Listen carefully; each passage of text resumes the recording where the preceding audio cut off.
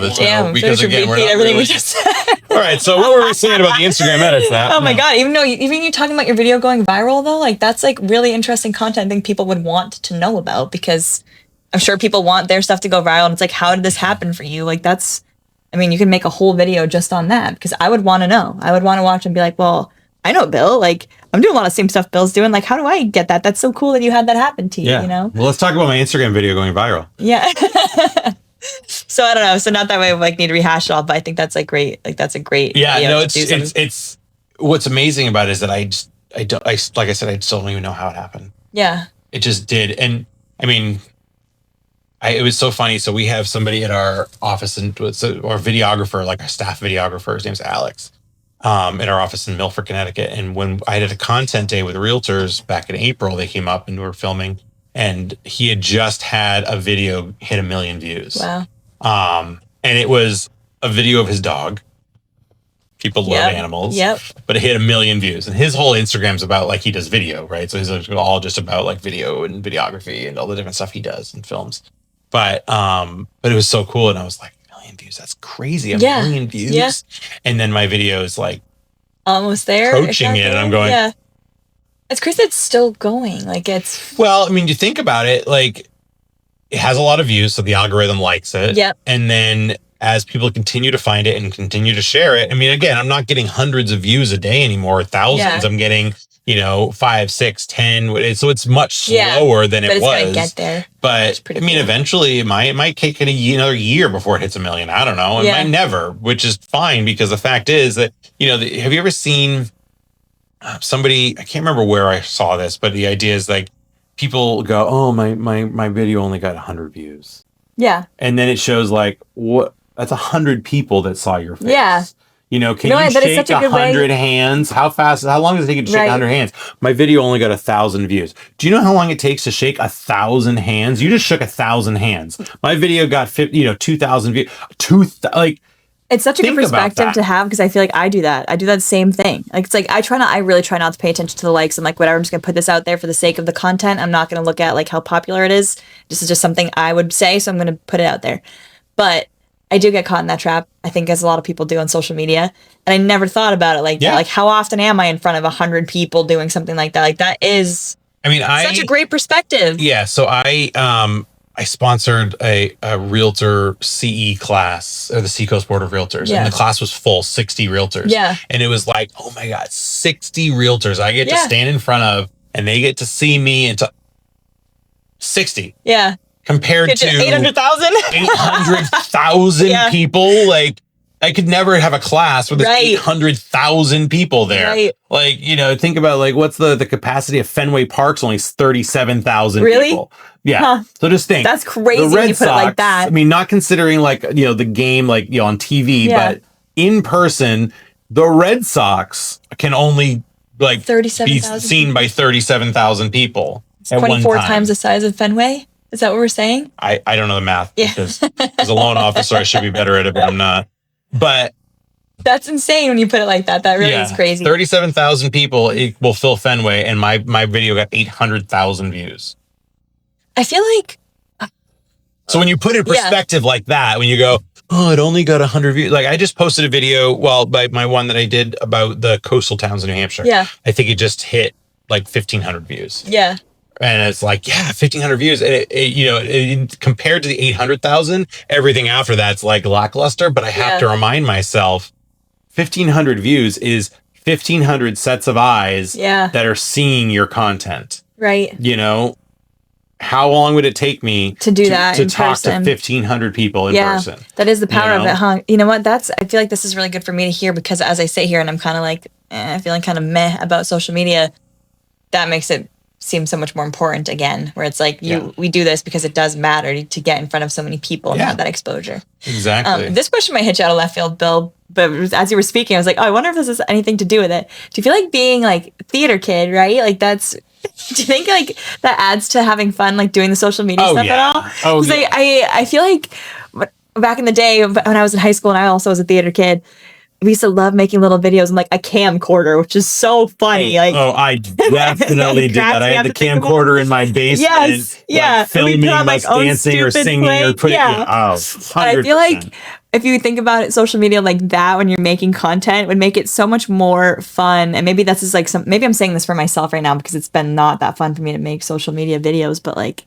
it would make it more fun if you think about it like a little production. Like it adds some flair to it. So I am a self-professed Broadway junkie, right? So I have got a whole bunch of videos because when I'm bored in the car alone driving places for an hour or 2 hours or whatever, instead of listening to a podcast, I will put on show tunes. Yeah. And then at one point I decided to turn the camera on. Yeah. And so I have a ton.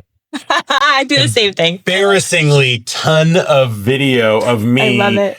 Either lip syncing or singing along to show tunes. I'm doing, like Les Mis and Wicked and I'm like rocking out some Suddenly Seymour from Little Shop of Horrors. Like, so good. I've got all of that. Like, and I've had people in the car with me, Christine, like with the two of us doing it together. Yes. And Did you just post a video of that? I feel like, or maybe I heard that. Maybe Christine told me about it. I told you about it. I don't think I posted there's like definitely some, I have some recollection. I've got all these videos. And I've done nothing with them, and I thought I should do some sort of like montage of me, like singing or lip syncing along to all these. I did post a video on my birthday because it was raining, and so I posted a video of me singing "Don't Rain on My Parade." Yep, for, like just the very final part of it, and I posted that.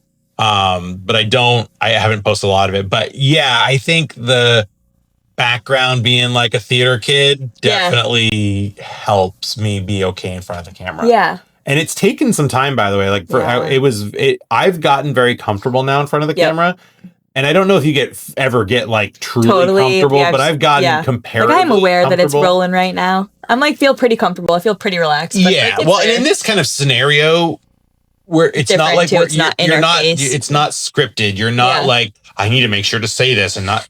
Yeah, like we're just having a conversation. Yeah, right. So that makes it way different, and that's what a lot of my content I'm trying to be like. I did that video. Of me, I was driving to an open house and I had a video and I posed the question. I was like, what do you consider seacoast? Like, what is the New Hampshire seacoast? Like, I missed that one, but that's a great question. I just said, like, what towns constitute the seacoast region of New Hampshire? Because some people are going to say, oh, it's got to touch the ocean. Right. So 6 towns, right? But then, like, I'm from the other side of the state, right? I'm from, like, almost Vermont border. And, like, to me, I'm like, Rochester's only, like, 25 minutes. So I'm like, that feels like seacoast to me. But it's not, but it feels like it. So... I'm like, I'm on the seacoast. So, seacoast, so if it has to touch the ocean, is Hampton Falls not the seacoast? Because I would say Hampton Falls definitely would be seacoast, but it doesn't... But the town line doesn't touch the ocean. Exeter? Yeah, right. Exeter is so seacoast. Yeah. You know? And then it's like, well, what about Dover? What about Dover? Dover is...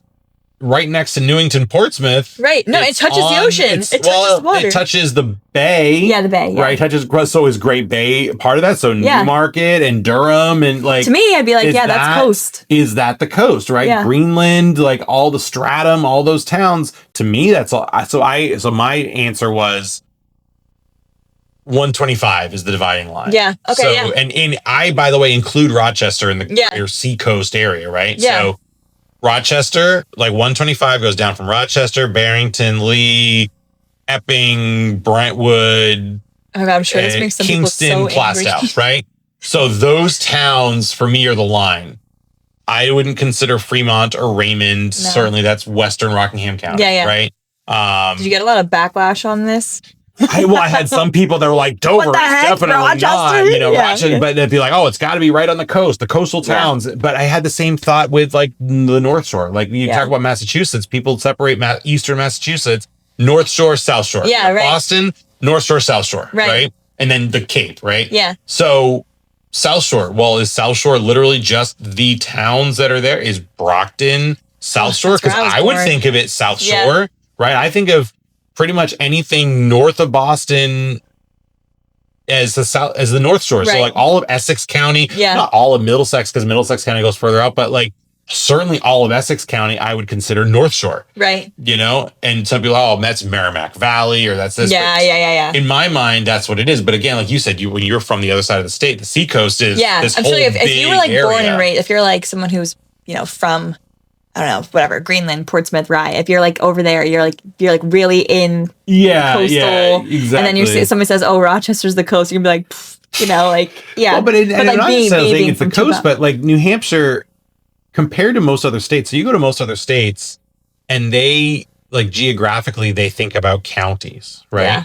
Like I went to college in New York. It was very much Westchester. Like, where are you from? Yes, from Westchester County. I'm from Orange County. I'm from Rockland County. Yeah. I'm from, you know, they get very county specific, right? I'm from Chester County. They don't take nobody in New Hampshire. I'm from Merrimack County. Yeah, right. You know, like I don't think, you know, like the fact that we have a Stratford County Board of Realtors even seems weird to me, right? That we have that, because it's just New Hampshire.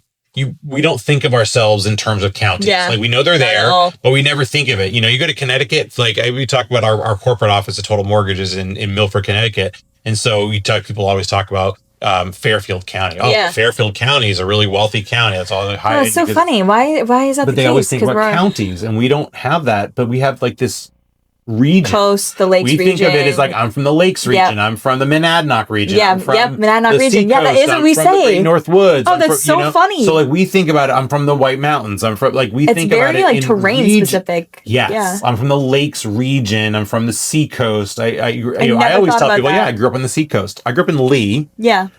Is Lee? I think Lee. Yeah. Is seacoast to me, and I grew up there. Yeah. You know, it's 20 minutes from Portsmouth. It's that's the second thing out of my mouth whenever I'm like, oh, I'm from Ringe. No one knows what Ringe is. I'm like Monadnock region. That's where it is. Yeah, everybody knows. Region. Yeah. Oh, that's but if you said Cheshire County, they're gonna go. Like, yeah, no one knows what that is. Right? They just don't know. Yeah. People, I mean, I actually shouldn't give it away too much. We don't have to put this video, but I'm doing this. I just have this little brainchild right now where I'm thinking about, like, you know, those reels that people do where they give like towns personalities, and they like so funny, right? Oh my god, you do it regions. I'm working on this I'm actually working on a county one. Oh, you are? Okay. Right, because like the region certainly, but I actually specifically was working on like counties, right? Yeah, because there's 10 counties in New Hampshire, and you know, and they're all kind of distinct. Rockingham County is big enough for this kind of two different ones. What's about Rockingham, Stratford, Cheshire, Hillsborough, Merrimack. Is that how you say Coas, Belknap. Yeah, Grafton. I would never remember that one. Sullivan. Sullivan, where the hell is that? That's okay. So this is the point, hell is Sullivan. So Sullivan County is like Lake Sunapee. Oh, okay. Claremont. Yeah. That's all Sullivan County, right? So, and Carroll County, by the way. And Carroll, thank you. So should have gotten that one. That's where I live. Yep. It's like that one's close. I'm doing this whole thing obviously Coas County is like Great North Woods, I'm thinking like lumberjack kind of, the heavy flannel, with the, and then you have like Rockingham County is the, it gotta be the uppity one, right? Yeah, now think like Vineyard Vines outfit, right? You do Cheshire's gonna be like your white trash. Cheshire. Cheshire. No, but I'm thinking like very like kind of small town, like, hey, we got some maple syrup here. Yeah, dress up as an old person too. Everyone over there is like 100 years old. But like Lakes region, it's so like funny. You wearing like your boat shoes. Yes. I just got off the lake, Oh my god, this is so good, Bill. For like Belknap County. Yeah. And then Grafton County is like, that's like Plymouth, so you're thinking like Franconia Notch and like that kind of thing. And then you have Carroll County, North Conway, and Wolfboro, and all that. Like, oh, we got all these Airbnbs are all suck. Yeah. And then it's like Sullivan County. Wait, what is? I'm like, oh my god, I love it because everybody forgets about Sullivan County, right? So my whole idea is having this that's so funny. Like this like meeting of all the counties, like Merrimack County, because it's like that's where Concord, like they're like you're like bang a gavel. All right, we're here to discuss. Well, before we get into our today's topic, we need to discuss where we're going to have our next meeting, right? Yep. And then each to me as the different ones and be like, well, obviously we can come to my oceanfront house in Rye or whatever, and this person like, are you kidding me? Why don't we do it out on the boat on Lake Winnie? Like that. Oh my god, Bill, it's such a good idea. And then somebody then all of a sudden like Sullivan County be like, I could host it. I was like, and everybody like looks around and goes, and they're like, Sullivan County? Oh my god. And they're like Lake Sunapee? Oh my god. Like, oh yeah. That's exactly what I Anyway, and then just go on. Yes. Oh my god, that's such a good one. See, this is what I mean when I'm like, okay, the theater kid background, like it's fun to like have fun with it. It gets even me, I'm getting so excited about the idea. I can't wait to see the video. Like it's so fun to have the entertainment aspect of it like sprinkled into the mix of like, okay, we do have business, but this is how we get our. It's fun. It's fun way to get business. It makes work fun. Well, you know what? But again, it goes back to every time I go to an event now and I meet new people in the industry. Yeah. I'm gonna say at least 20% of the new people I meet. Oh, I follow you on Instagram. Yes, that's what I used to happen to me. Yeah. Oh yeah, no. I know who you are. I've seen you online. Yeah. You know how huge that is? Like Matt talked about this whole networking thing. That's networking, by the way. Yes. You know, you're not actually meeting that person yet, but when you do, guess what? That's no longer a cold call. That's no longer like you're actually if the fact that somebody's seen me over and over to the fact that when they meet me, they're like, oh yeah, no, I know you. Or the better one, of course, is I follow you. Yeah. Oh yeah, I follow you. You're great. So I've had. Oh my God. I've had that with like a lot of like heavy hitter agents, like agents that do like 20 million plus, whatever. Like I feel like they've said to me, it's like the only reason I had one like Jeff Levine. Do you know Jeff Levine? I know the name. He's a great agent, fantastic agent. He said to me, he's like, oh, like the reason like I felt comfortable taking this meeting is I felt like I knew you because I follow you, like I watch your videos. Like he's like, I like the positivity you add to the industry, and I was like, really? Like that's so great. Like I felt I felt like my efforts are paying off kind of thing. Right. Like it was cool. It was like that. Yeah, it builds trust. It really does. Right. Exactly. Yeah, it is good. It's good for business. Yeah. And I think to a certain, like you have to dangle some of the business stuff in there too. Yeah. But I want more of my content to be other things. Yeah. Because people want to see that. That's something you get excited about posting too. Yeah. I get excited. I'm way more excited about posting about that, you know, counties like as people, you know, versus, you know, whatever. Yeah. About the conforming. That's me. It's like I want to post like whatever little adventure like my friends and I are on. I'm like, this is way more fun. I get way more excited like taking videos of them and stuff than I do like sitting down to talk about whatever the heck else, you know, something industry related. Exactly. And I will tell you, so I got my very first organic lead from Instagram. That's awesome. I actually had somebody from one of my reels reach out and say, because it was like something about 20% down, like you have to do 20% down, or I think that's what. And they actually reached out and were like, you know, I didn't realize this. Tell me more. Yeah. And I had a whole conversation, and like it hasn't gone anywhere yet. Yeah. But the fact that I actually had somebody reach out and wanted to talk about their situation, and they're here in New Hampshire, and they wanted like I didn't realize this. That's and I so this. cool. I'm like, oh my God. And I had a whole conversation with them, and it all came from them just happen. And I don't boost ads. I don't pay for anything. It is 100% organic. That's and so cool. Free. You want to talk about, like, we talk about marketing budgets and all I get on my, this is all free. Yeah. Yeah. I don't spend any money on it. Right. You know, I bought some very, very cheap lapel mics for some of my content. You know, on Amazon. I got some of them from Amazon. I don't even use them 80% of the time. Yeah, I have them for like that Boulder video I did because I knew I was going to be far away. I wanted to do some really far away shots. Yeah. But if I just have my phone, I'm not using it. Yeah. You know? Oh, this is making me like re-excited about social media. Good. Say I haven't been in such a funk, but this is making me feel like I can make it fun. Social media, I mean, it's a double-edged sword. Yeah. It's a double-edged sword because you can doom scroll, you can get in, and it's hard. I've actually thought about like doing something where I take the apps off my phone and I just upload them to my computer and just post from there. Yeah. But the problem, of course, is it takes longer. It's tedious. More work. It's way more tedious. It's way more work. And if the more I remove barriers, the more I'm going to do it. Yes. Right? That's the same issue I have. That's I've tried scheduling. Oh, I'm going to spend some time. I'm going to go here and spend some time recording content. Yeah. And when I try to schedule that, something happens. It doesn't. Yeah. Versus today, I'm like, I'm just going to film a bunch of stuff and then I'm going to make it into a video later. Yeah. Yep. You know, that to me makes it way easier. Yep. Just in my day-to-day life, I'm not spending extra time on that. And then when I'm sitting and vegging out on the couch at night where I could be doom scrolling, I pull up my Instagram edits app and I start editing a video. And then when I went and my rule is that I can't wait too long. Like once I start editing it, I need to finish the edit and get it posted. That's because a great I don't want to keep going back in. I got to adjust this. Like I'll watch it a couple of times and it's never going to be perfect. Just get it out. And I need to say it's good enough and post it. Like that video, that Boulder video that I did, like I spent maybe 30 minutes editing that video. And that included me like recording the voiceover. Dang, that's awesome. wonder how when people start getting paid for this stuff. How many consistent views and likes do you start making some money off this? I can be monetized for this. Yeah, right. It's another stream coming in. I need more than like 2,500 followers to do that. But TikTok is much bigger. I haven't gotten into TikTok. I don't have TikTok on my phone.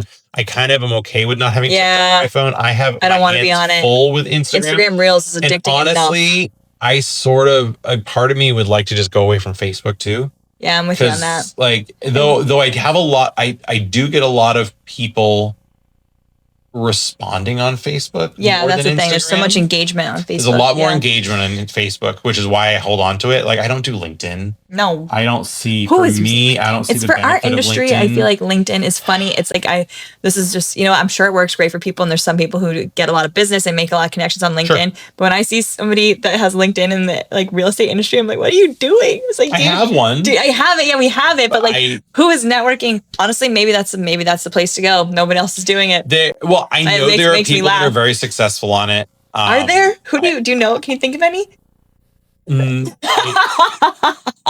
I know that there are people that are very they're out there. For me, whenever I log into LinkedIn, when I say, "Oh, I really should," I have a whole stream of recruiters that are trying. Yeah, like that's all it is. It's like if I were looking for a job, LinkedIn is the first place I would. Yeah.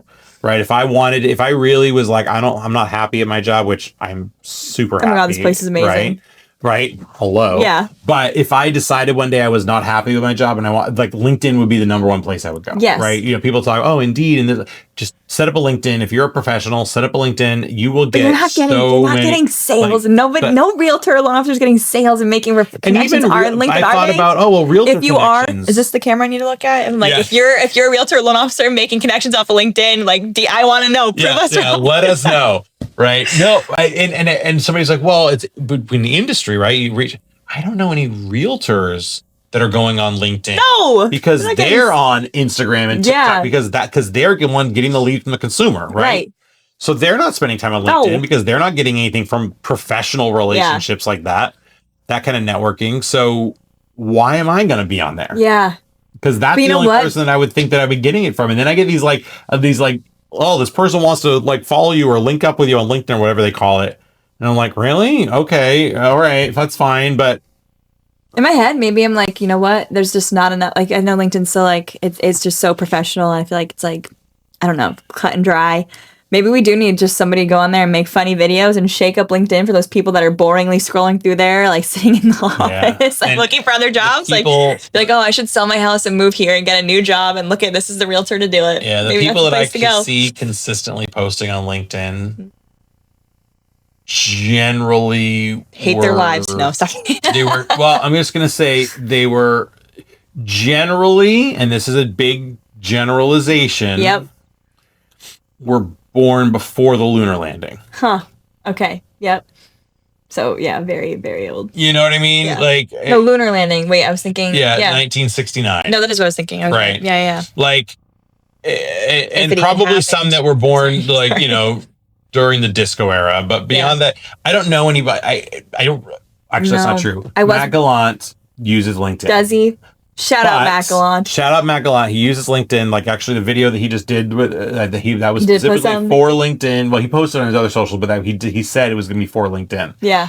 But his job is networking. Like he's with professionals like C-suite level, like but maybe those are people that we need to buy and sell houses with. Maybe we should be making more content for LinkedIn now that I'm sitting here thinking about it, right? You know what? I only have so much. I know there's only so much time. And I have my hands full with Instagram and Facebook, and I have and honestly, it's Instagram because I have them linked, so I post everything to Instagram. I don't post to Facebook ever. Yeah, just go straight there. I post everything to Instagram, and it just posts to Facebook. Moves it over. If I do a story on Instagram, it does stories on Facebook. Yeah. So I don't I go into Facebook to respond to like comments or things like that. But 90% of my scrolling is done on Instagram. Yep. And all of my posting is done on Instagram. Yeah. All of it. Yeah. That's the right move. Yeah. For me it is. Can't LinkedIn onto that. I can't. It's because it's a whole other platform. And then the idea of adding something like TikTok, no, I just, No. people, you do it on Twitter or X, whatever. Like, no, it's too much. Like, I just pick one or two. You know what? I do like the YouTube idea though, of using YouTube for the education. I think that's a cool new, like, not new, right. but like, and I could always post, I could do a post avenue. on Instagram or Facebook with the link. Yes. Or, hey, learn more about this. And it's a long form, and I can even do a short reel and say, hey, to learn more, you could go here. But yeah, I don't like lecturing on that. I don't want to be lectured to on it. So I don't want to lecture to people. Yep. Like, I want to create some content that's quick, easy, put it out there, have fun. Yeah. Get it in front of eyes. Because to me, it's not about spreading the education on those platforms. It's just about getting in front of people. Yep. So I'm going to do whatever I need to do to get in front of people and then take it from there. But it's on my like long-term to-do list. Yeah. Set up a YouTube channel and utilize that for an education, but just have it as a database of education videos. Right. So then I can use that, send them, it to home buyers, like a bar where that reaches out and it's like, oh, I want to know more about FHA loans. Great. Here's like all my FHA loans. Yep. Just take your time, go through them all. Yep. I think even just having that as a resource too, like not even sharing the content within there, but if you're posting on Facebook or Instagram, like I have this YouTube channel, just the fact that you have it with the data, with the database of you want videos. to learn about mortgages? Yeah, go here. I won't bore you here. Here's my cool rock video, but then like, if you want to know about this stuff, it exists for you. Go put it on my link tree and leave it at that. Yeah, exactly. Yeah. Perfect. Which, by the way, do you have a link tree? I do. I haven't updated the link on that thing. I just updated 3 years. yesterday. I got to look at that thing. I just updated mine yesterday. I don't know how often it actually gets used. I click on people's links all the time. I do. I'm like, what do we got going on here? I want to see what crap you're selling. Yeah. But for me, because I have my business website. I have the direct link to my application. I have a link to schedule a meeting with me. Yep. I have my Zillow page.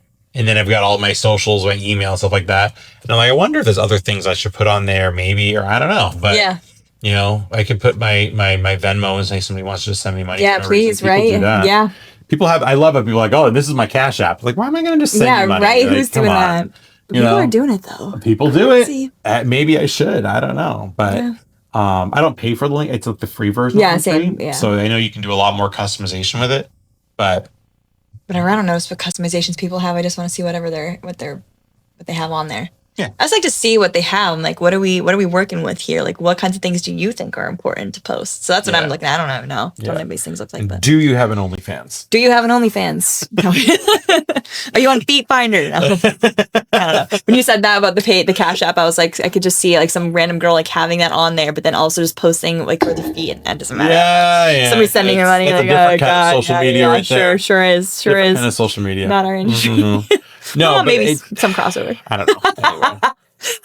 That's what I think about. But a social media is 100% a necessary evil in our industry, at least. I think in a lot, but specifically in our industry. I'm going to pose a question to you then, Bill, because part of me has been thinking, like, I wonder, do you think it's possible, or like, sometimes I'm like, what if I just went off the grid, like no social media? What if I was like, I'm not, like, you have to reach me by a landline from now on, like a 9 to 5, like if you want to do business with me, but I continued doing my networking, like just the same way, just no social media. And no social media has had a big role in like in my success and my role.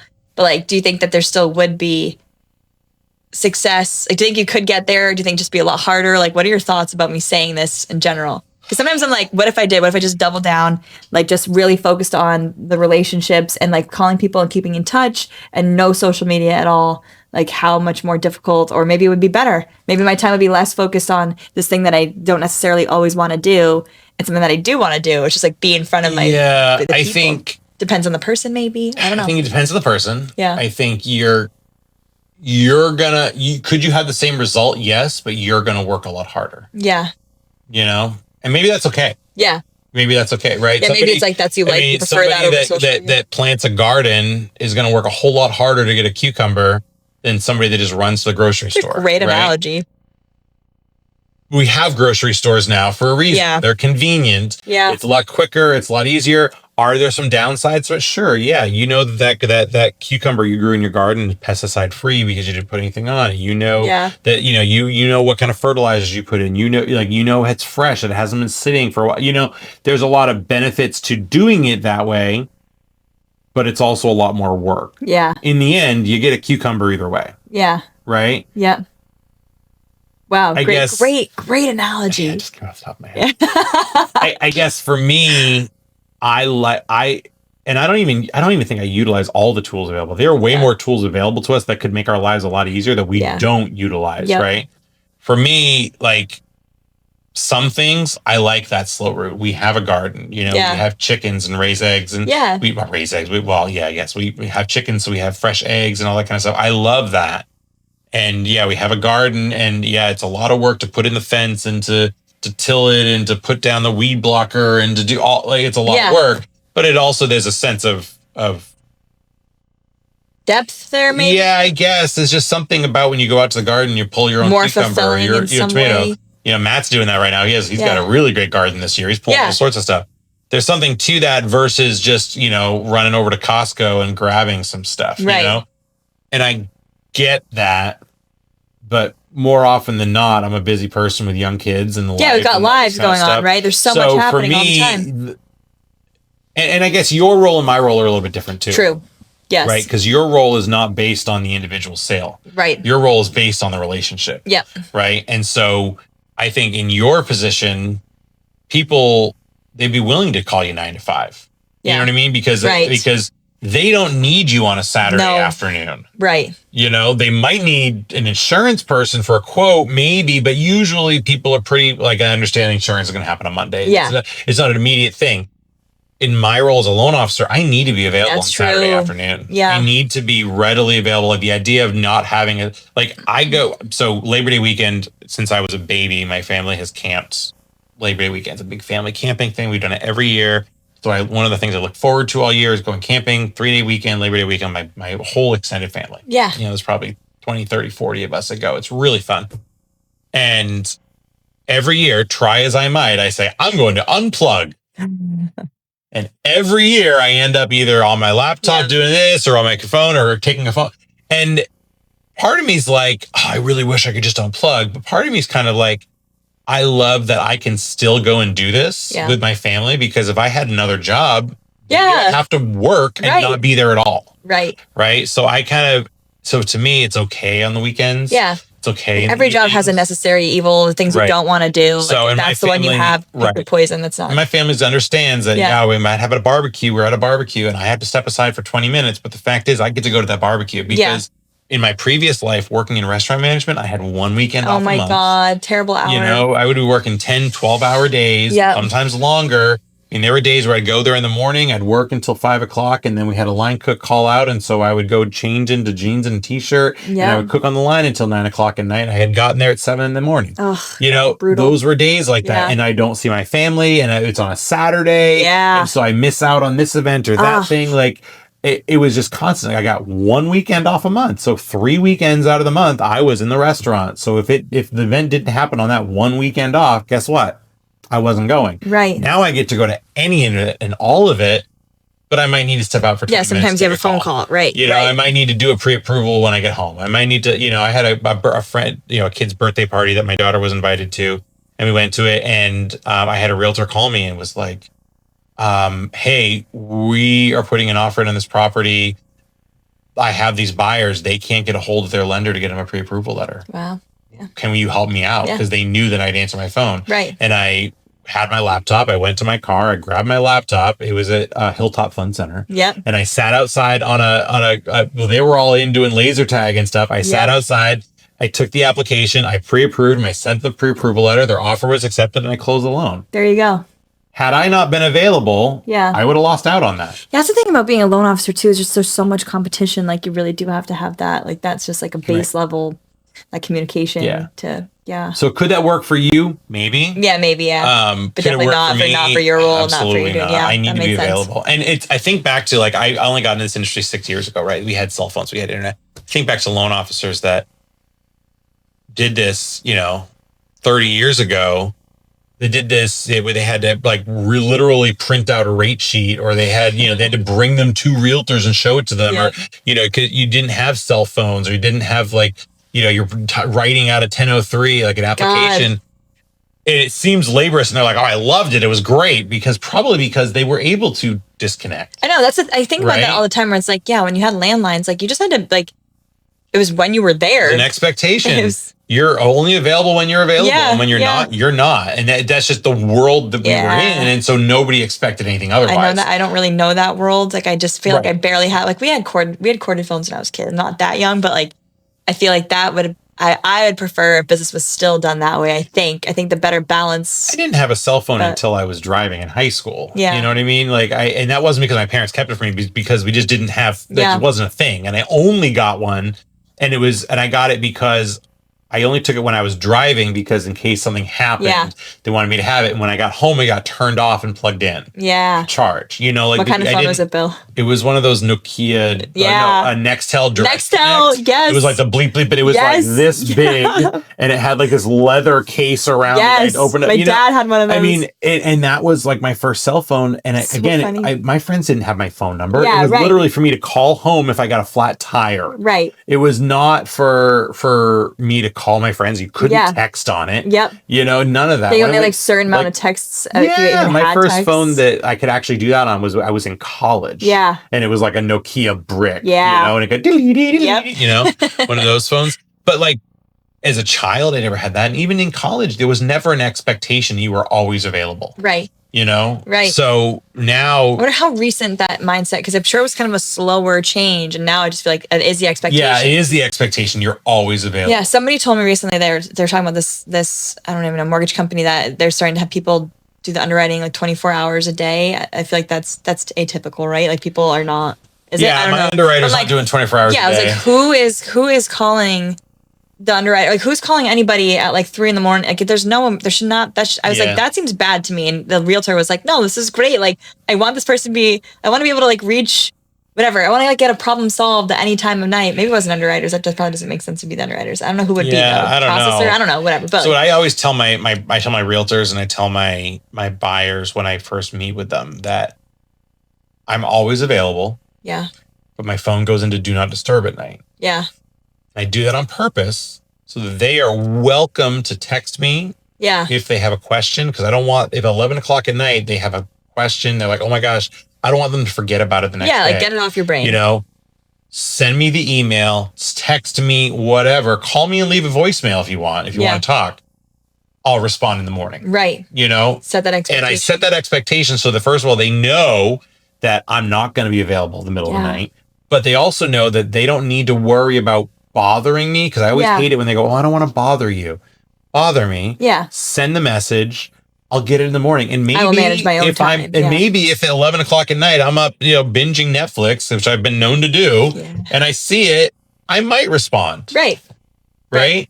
But I set the expectation right from the very beginning. Yeah. I'm not available late at night, early morning. Good way to be. But it doesn't mean you can't send me a message. It's not going to bother me. It's not going to disturb me. Because it's just like if you had the landline in the office, it's like you would leave the message and they would just answer it when they get in at 9 the next day. Like I like that way of doing it. Right.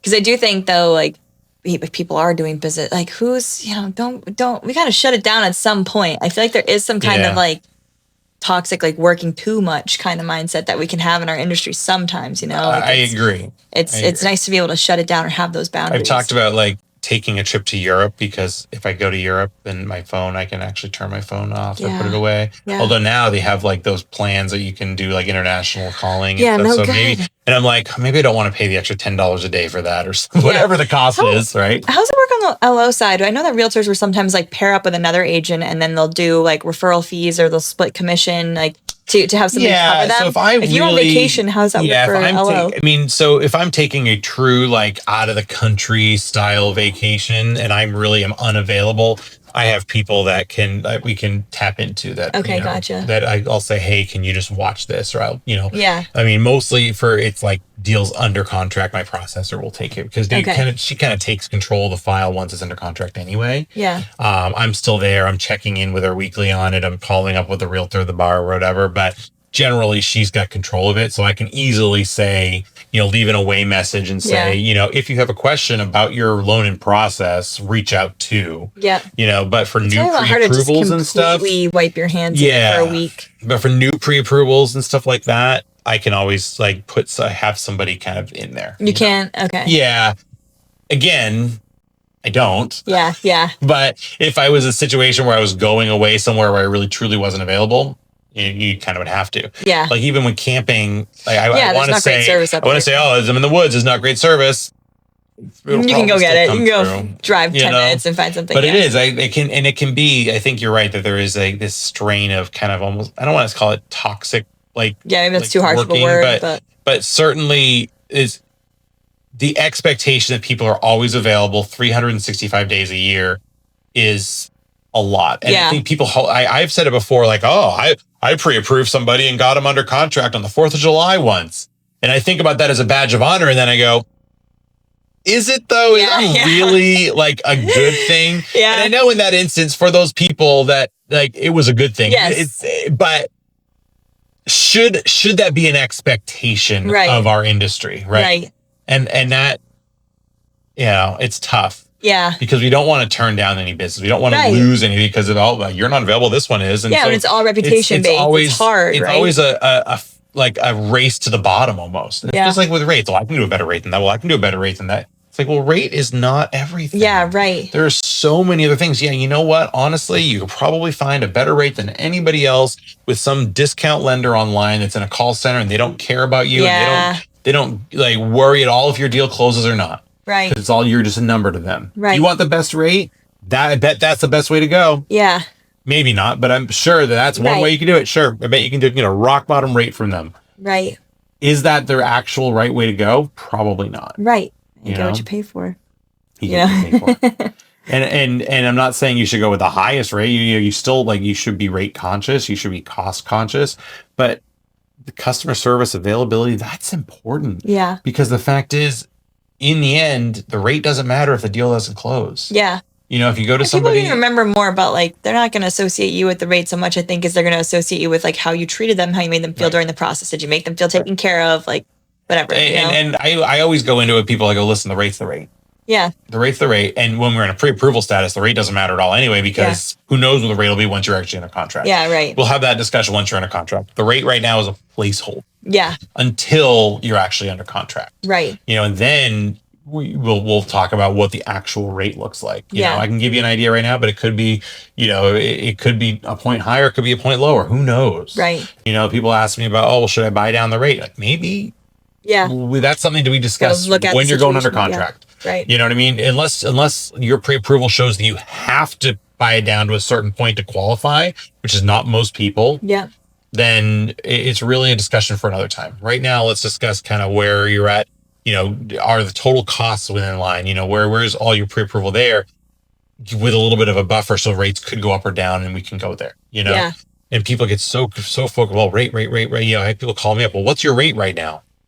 Yeah. There's a lot of things that go into that. Right. There's a lot that goes into what the rate is, what program it is, how's your credit score, what your down payment amount, what's your loan to value, what's all these things that go, is it a condo? Is it a manufactured home? Is it what state is it in? Yeah. Are you in Maine? Are you in New Hampshire? Are you in Massachusetts? All those things matter. God, there's no such thing as what's your rate. I forget about that myself as someone who's in the industry listening to you list all those factors. Oh God, I feel like sometimes I catch myself what's the rate? So there are so hearing that, it's it's good to hear. Factors. It's there's a lot of things. And you know what? The rate at 10 o'clock in the morning might be different than the rate at 3 in the afternoon. Yeah. It's not going to be a huge shift and swing necessarily, but it could be a difference of an 8. Yeah. There's so many factors that go into it that I try to tell people. And I try to I don't sell the rate. I sell me. Right. I sell my personality. I sell the process. I sell the service. And the rate comes second. Yes, I'm aware of it. It's an important piece of it.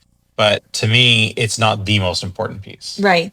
Yeah. It can't be. That makes total sense. Because if the rate's the most important piece, maybe I'm not the guy. Yeah. Yep. What a good mindset to have, because you know your worth at that point. Yeah, I'm not. Maybe I'm not the guy. Yeah. I want to work with you. I want to help you. But if that is your number one thing, maybe I'm not the guy. Right. God, I think so much of this industry too is just finding the right match. Whether it's the vendors that you're working alongside, the client that you're working with, it's just trying to see, that's how you create a smooth transaction, a smooth home buying process. It's when you get people that you see match up personality wise or what you're looking for and helping each other and communication styles.